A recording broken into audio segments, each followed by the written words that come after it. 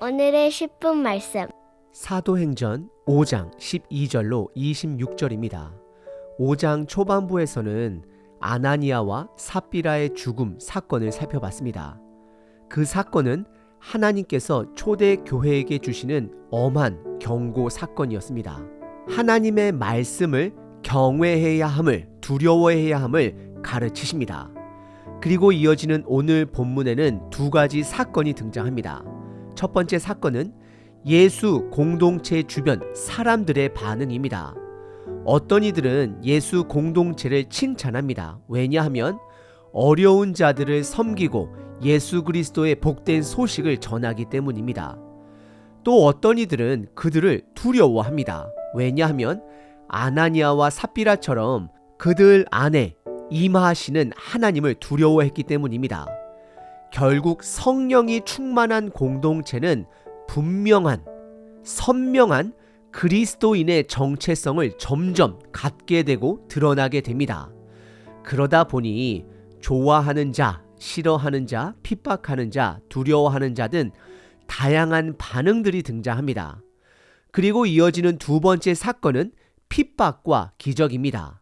종교 지도자들은 베드로와 요한 사도뿐만 아니라 모든 사도들을 잡아 가두게 됩니다. 하지만 사도들은 기적을 통한 하나님의 도우심으로 쉽게 풀려납니다.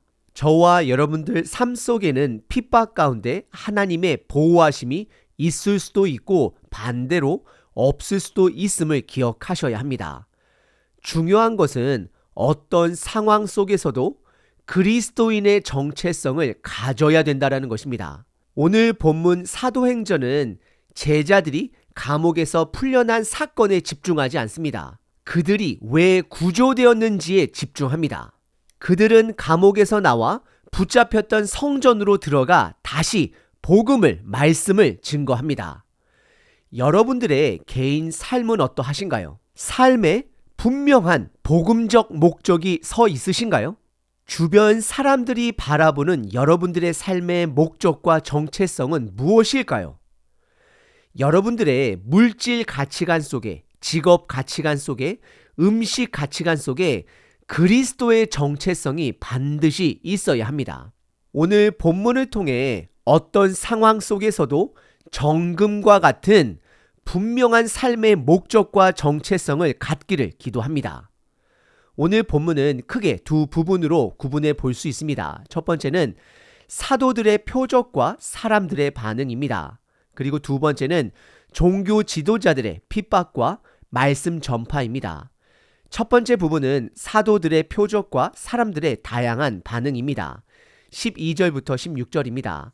사도들의 손을 통하여 민간의 표적과 기사가 많이 일어나매 믿는 사람이 다 마음을 같이하여 솔로몬 행각에 모이고 13절 그 나머지는 감히 그들과 상종하는 사람이 없으나 백성이 칭송하더라. 14절 믿고 주께로 나오는 자가 더 많으니 남녀의 큰 무리더라. 15절 심지어 병든 사람을 메고 거리에 나가 침대와 요 위에 누이고 베드로가 지날 때에 혹 그의 그림자라도 누구에게 덮일까 바라고 16절 예루살렘 부근에 수많은 사람들도 모여 병든 사람과 더러운 귀신에게 괴로움을 받는 사람을 데리고 와서 다 나음을 얻으니라 라고 기록합니다.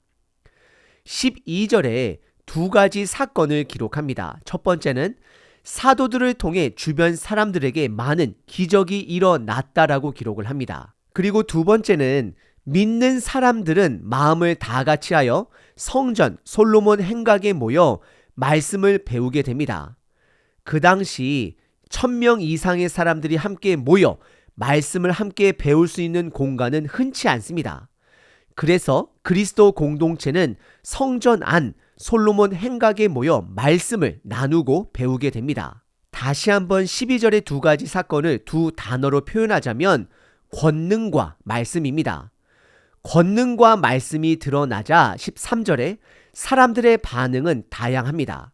첫 번째 반응은 감히 상종하는 자가 없다라고 기록합니다. 이것은 예수 공동체를 두려워했던 자들입니다. 왜냐하면 아나니아와 삽비라와 같은 말씀을 속인 자들이 죽임을 당하였기 때문입니다. 그들 안에 있는 하나님의 임재로 인하여 두려워합니다. 하지만 두 번째 반응은 예수 공동체를 칭찬합니다. 칭송합니다.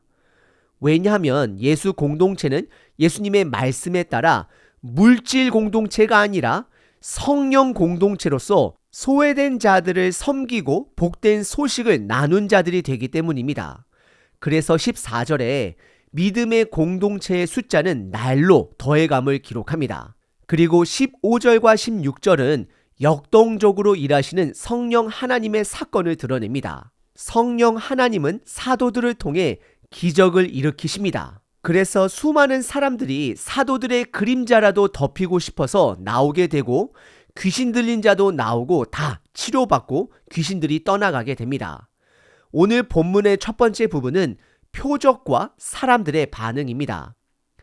두 번째 부분은 종교 지도자들의 핍박과 사도들의 말씀 전파입니다. 17절서부터 26절입니다. 대제사장과 그와 함께 있는 사람, 즉 사두개인의 당파가 다 마음에 시기가 가득하여 일어나서 18절 사도들을 잡아다가 옥에 가두었더니 19절 주의 사자가 밤에 옥문을 열고 끌어내어 이르되 20절 가서 성전에 서서 이 생명의 말씀을 다 백성에게 말하라 하매 21절 그들이 듣고 새벽에 성전에 들어가서 가르치더니 대제사장과 그와 함께 있는 사람들이 와서 공회와 이스라엘 족속의 원로들을 다 모으고 사람을 옥에 보내어 사도들을 잡아오라 하니 22절 부하들이 가서 옥에서 사도들을 보지 못하고 돌아와 23절 이르되 우리가 보니 옥은 든든하게 잠기고 지키는 사람들이 문에 서 있으되 문을 열고 본즉 그 안에는 한 사람도 없더이다 하니 24절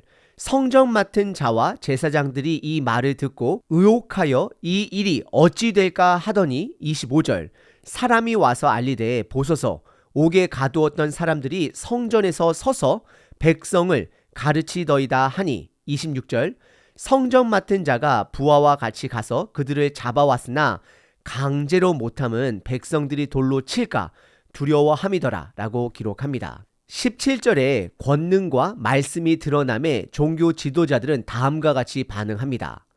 그들 마음에는 시기심이 가득해집니다. 왜냐하면 이들은 성전 안 솔로몬 행각에서의 주인공들이었습니다. 하지만 이제는 사도들이 그 공간에서 복음을 가르치게 되면서 그들의 공간을 침범했다라고 여겼기 때문입니다. 그래서 종교 지도자들은 18절에 모든 사도들을 잡아 옥에 가두기 시작합니다. 사도행전에서 두 번째로 사도들을 가두게 사건입니다. 하지만 19절에 하나님이 보낸 천사가 밤에 옥문을 열고 그들을 나가게 도와줍니다. 그리고 나서 천사는 하나님의 말씀을 그들에게 전달합니다. 크게 세 가지 동사를 사용하며 명령합니다. 첫 번째, 가다입니다. 이들은 어디로 가야 할까요? 그들이 붙잡혔던 장소인 다시 성전으로 가라 말씀하십니다. 그리고 두 번째는 서라 라고 명령합니다. 이것은 담대하게 서 있어야 함을 말하는 것입니다. 그리고 세 번째 동사는 말하다입니다. 무엇을 말하라, 전하라고 했을까요? 생명의 말씀이다라고 본문에서 말하고 있습니다. 하나님은 지금도 저와 여러분들에게 말씀하십니다. 가라, 서라, 전하라 라고 말씀하십니다. 저와 여러분들은 복음을 전했다라고 해서 감옥에 가지는 않습니다. 하지만 다르게 보면 나의 질병이 나의 감옥이 될 수도 있고 나의 궁핍함이 나의 여러 가지 괴로움이 감옥이 될 수 있습니다. 하나님은 그 감옥에 집중하지 말라 말씀하고 있는 것입니다. 사도들은 감옥에서 풀려났을 때에 침대에 누워 핸드폰을 보는 자들이 아니었습니다. 21절에 보시면 새벽에 감옥에서 나오자마자 성전을 향합니다. 그리고 또 35절에 보시면 제자들은 서 있어야 할 곳에 서서 담대하게 생명의 말씀을 전하게 됩니다. 이것이 바로 그리스도인들의 정체성입니다.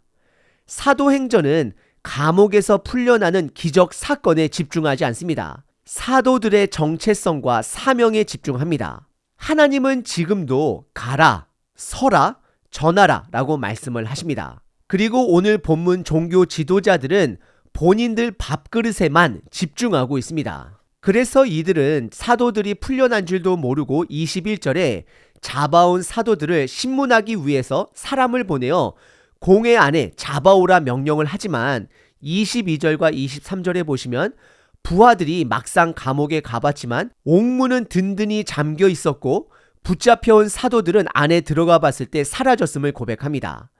이것은 예수님께서 부활하셨을 때의 장면과 연결해 볼 수도 있습니다. 그리고 이어서 25절에 종교 지도자들의 반응이 등장합니다. 이들은 의심하며 이 일이 어떻게 된 것일까라고 생각하게 됩니다. 이들은 복음의 사건 앞에 계속해서 의심만 하는 자들입니다. 그리고 이어서 25절에 감옥에 있어야 할 사도들이 성전에서 백성들에게 가르치고 있다라고 그들에게 전합니다. 그래서 26절에 종교 지도자들은 또다시 사도들을 붙잡아 옵니다. 하지만 함부로 하지는 못합니다. 왜냐하면 군중들의 반란을 두려워하기 때문입니다. 오늘 본문의 두 번째 부분은 종교 지도자들의 핍박과 사도들의 말씀 전파입니다. 오늘 본문은 사도들을 통해 드러난 표적과 사람들의 다양한 반응에 대해 살펴봤습니다. 특별히 초대교회는 역동적인 성령님의 치유 능력이 드러남을 발견하게 됩니다. 이 권능의 목적은 말씀 전파입니다. 오늘 본문은 여러 가지 기적 사건에 집중하지 않고 말씀 전파에 집중합니다. 믿는 자들은 솔로몬 행각에 모여 말씀을 전하고 배웁니다. 그리고 감옥에 갇혔던 사도들은 천사들의 도움으로 구조가 되지만 이들은 바로 다시 성전에 가서 말씀을 전하게 됩니다. 오늘 본문이 말하고자 하는 것은 그리스도인의 정체성을 갖고 살아가고 있는지 저와 여러분께 묻고 있는 것입니다. 말씀이 드러나고 있는지를 묻고 있는 것입니다. 여러분들이 가야 하고 서야 하고 전해야 할 곳이 어딘지를 묻고 있는 것입니다. 그리고 이 가고 서고 전하라는 이 말씀은 마태복음 마지막 장 예수님의 명령 가서 제자를 만들라와 사도행전 1장 8절 성령이 임하면 능력, 권능을 받고 예루살렘과 유대와 사마리아와 땅끝까지 내 증인이 된다라는 말씀의 성취이자 메아리가 되는 것입니다. 우리 삶에 기적은 있을 수도 있고 없을 수도 있습니다. 그리고 핍박 속에서도 하나님의 보호하심이 있을 수도 있고 없을 수도 있습니다. 하지만 반드시 있어야 하는 것은 말씀 전파입니다. 오늘 하루도 내가 가야 할 곳에 가고 서야 할 곳에 서며 그곳에서 말씀을 드러내시는 저와 여러분 되시길 바랍니다. 365일 기도문입니다. 골로새서 3장 15절 그리스도의 평강이 너희의 마음을 주장하게 하라. 너희는 평강을 위하여 한 몸으로 부르심을 받았나니 너희는 또한 감사하는 자가 되라. 오늘도 여느 때와 같은 아침을 주신 하나님을 찬양합니다. 특별한 사건 사고 없이 어제를 마무리하고 오늘 하루를 시작하게 하심에 감사합니다. 내 삶에 고난이 있던 없던 하나님의 보호하심과 인도하심을 신뢰합니다. 사는 것이 녹록치 않은 날들이 반복될지라도 하나님이 주신 그 평강을 허락하소서. 그래서 내가 가야 할 곳에 가고 서야 할 곳에 섬으로 하나님의 말씀을 드러내는 자로 증인으로 이 세상 속에 서게 하소서. 하나님께서 주시는 그 복음의 평강은 연약한 것이 아니라 가장 강한 것임을 깨닫게 하소서. 인간의 가장 큰 두려움인 죽음을 깨뜨리고 주신 것이 평강임을 믿습니다. 오늘 이 세상 가운데서 평강의 힘이 덮이게 하소서. 그래서 가야 할 곳, 서야 할 곳에 복음을 증거하는 자로 살게 하소서. 복음 대신 예수 그리스도의 이름으로 기도합니다. 아멘. 항상 기뻐하라. 쉬지 말고 기도하라. 범사에 감사하라.